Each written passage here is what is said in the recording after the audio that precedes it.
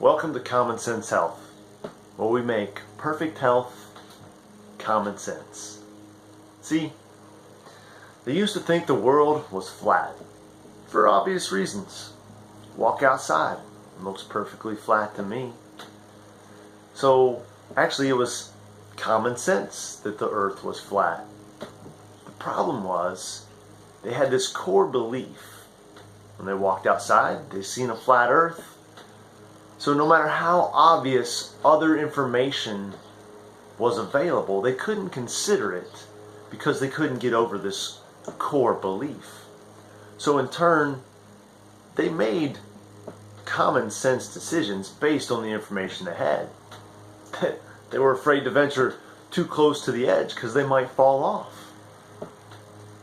But when they started to consider all the obvious information, when they were able to get past what they believed about what they seen when they walked outside, now their perspective changed. When they considered that the moon was a sphere, that the sun was a sphere, that the earth cast a round shadow during a lunar eclipse onto the moon. Now, when they considered all this other obvious information, no matter how contrary it appeared to the idea that when they walked outside they seen a flat earth, now that they were willing to consider all the information, it's common sense that the earth is a sphere. So now that the earth is a sphere, they can no longer go back to being afraid to venturing too close to the edge and falling off. So now they think from a different spot.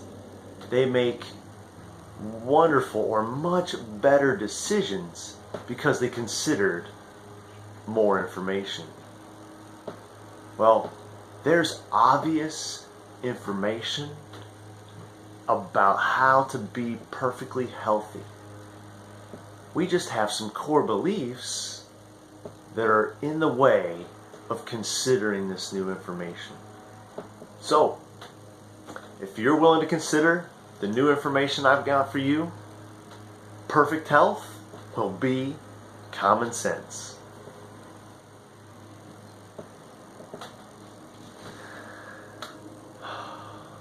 So the first subject I want to cover is hormones.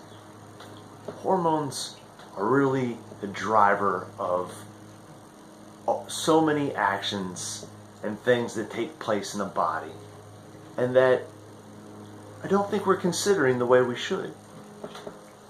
So let me start with a little story. Thanksgiving dinner. Favorite, maybe even the favorite day of the year. So we all get together, take the family to Grandma and Grandpa's. Turkey, mashed potatoes, sweet potatoes, covered with pecans and brown sugar. We've got beans and mushroom sauce covered with French fried onions.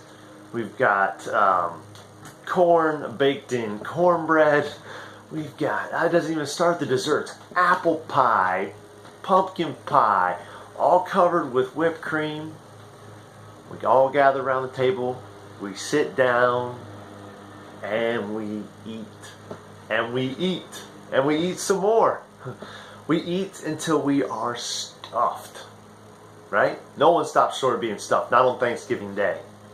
So, what does everyone want to do after we eat? Yeah, that's right. We're all fighting for a spot on the couch to lay down our sleepy heads. Alright?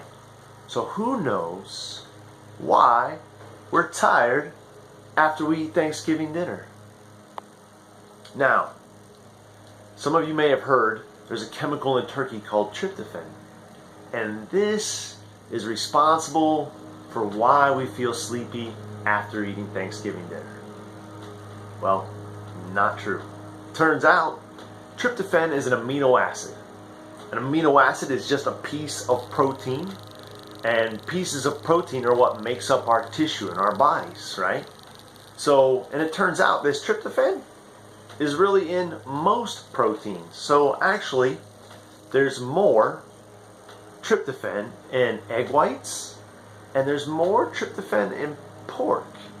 Now I know what you're thinking. You're like, I've eaten egg whites before. I've eaten pork before.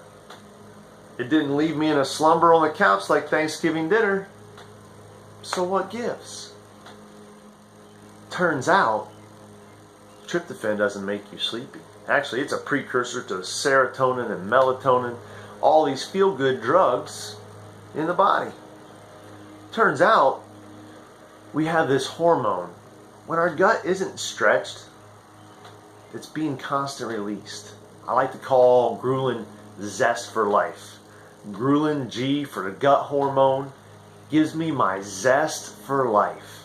Alright? But when I stretch that gut, ghrelin stops being released. See, ghrelin's being released to give my body the energy it would need to maybe go forage for food. Alright?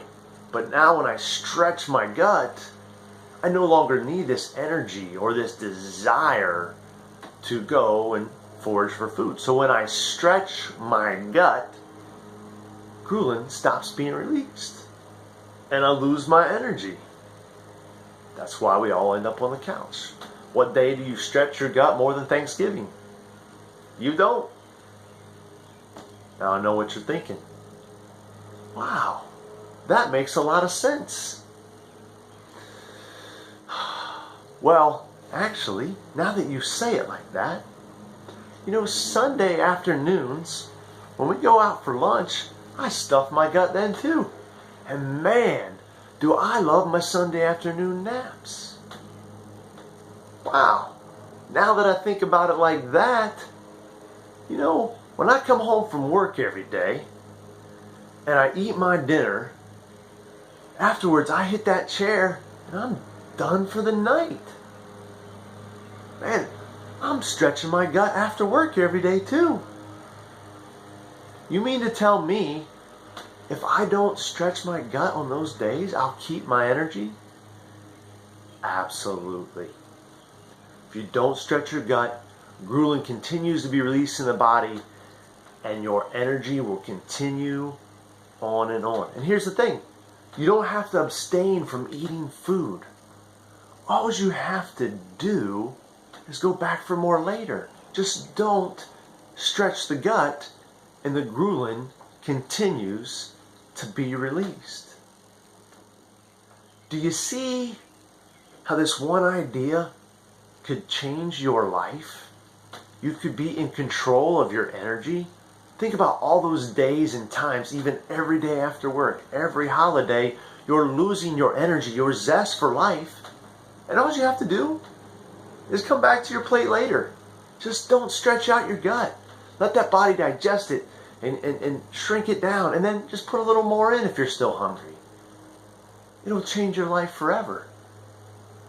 Do you see, if you can consider that information, how you would think from a new spot, and you can never go back to stuffing your gut? Here's what I mean. Thanksgiving dinner rolls around next year. You're probably going to stuff your gut. And maybe Monday night, the first night after work, you might stuff your gut. But when you hit that chair and you're thinking with the remote, I just had a long day and I'm tired.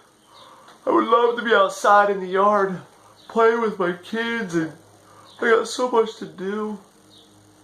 When you know that because you stretched your gut is the reason you're tired, come Tuesday, you're going to have a lot harder time stuffing your gut.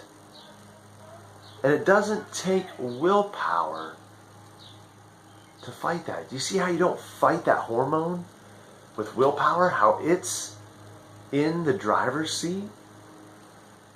Now that you think from this new spot, you can't go back to wanting to stuff your gut anymore. I think we're starting to see that power of ghrelin, this hormone. So, let's set ghrelin right over here. And since we're talking the power of hormones, just so you get the point clearly, that we make it common sense that hormones are in the driver's seat, that we don't fight them. Ghrelin being a hormone. Let's just talk about two other hormones that make things very clear. Female hormones once a month. Now, I'm sure we all wish, male and female, that they could fight them with willpower, right? But it doesn't work that way. No matter who that female is, they have an effect on her that she can't really control, that she doesn't fight. Hormones are in the driver's seat. Set those over here with Ghrelin. Another hormone. A child going through the change of life, puberty. He doesn't say with willpower I'm going to control the change of my voice, or I'm going to prevent this fluff from growing on my lip. It just doesn't work that way. There again, hormones in the driver's seat. Let's set those puberty hormones over here. Here's our group of hormones that are in control, that are in the driver's seat. But what if I told you there's a hormone that means thin, also called the satiety hormone, which means to be satisfied or full? Now I know what you're thinking. You're like, you mean there's a hormone that means to be thin? Well, if that's true, and hormones are so powerful like all these over here, how come I haven't discovered it myself? The hormone is leptin. Leptin's a Greek term that means to be thin. Also been called the satiety hormone, which means to be satisfied. So, why haven't you discovered this hormone on your own? Well, see, this hormone's made in your fat tissue. Sends a signal up to the brain, says I have energy stores, I am satisfied. So, if you got some extra stores, your brain should be satisfied. You should be getting plenty of signal because that leptin's produced in the adipose tissue, the fat tissue. But it turns out there's one hormone that blocks leptin. Any guesses? The hormone is insulin. Now, some of you, the lights are starting to go on inside your head. But what is insulin? When I eat sugar, when I eat a carbohydrate, it puts sugar into my blood.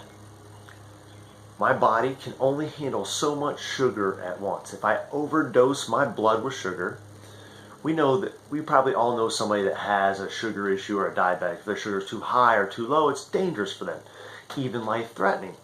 True for you and me, but we have insulin to help control it. So when we take in and we dose the blood with sugar, like when I eat a cake or I eat a pie, I eat all this sweetness, I dose that sugar with blood. In order to get that sugar out, I release insulin into my blood.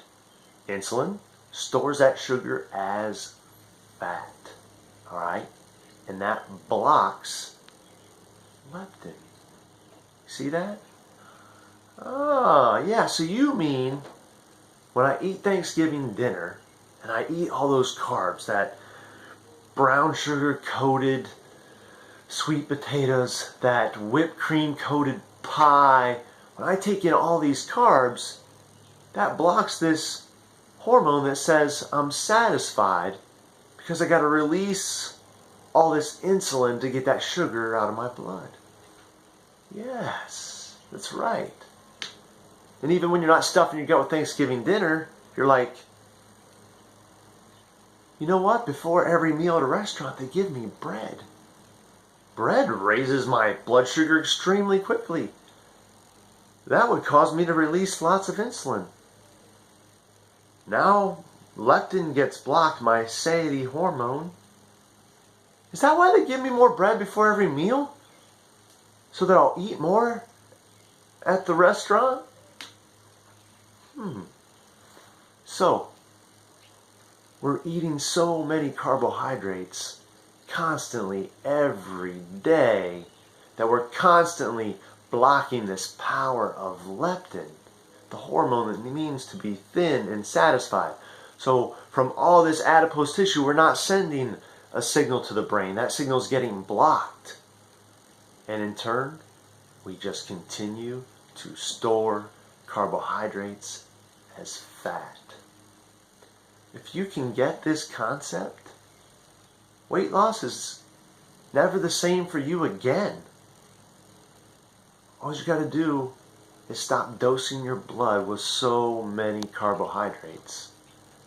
When you can cut this cycle, the body's going to take care of the rest. The hormones in the driver's seat are going to take care of the rest. They're going to send that brain to the signal that says, I'm satisfied. And when you're satisfied, you don't eat no more. You don't crave no more sugar. And in turn, you lose weight. Do you see how the power of these hormones will change your life?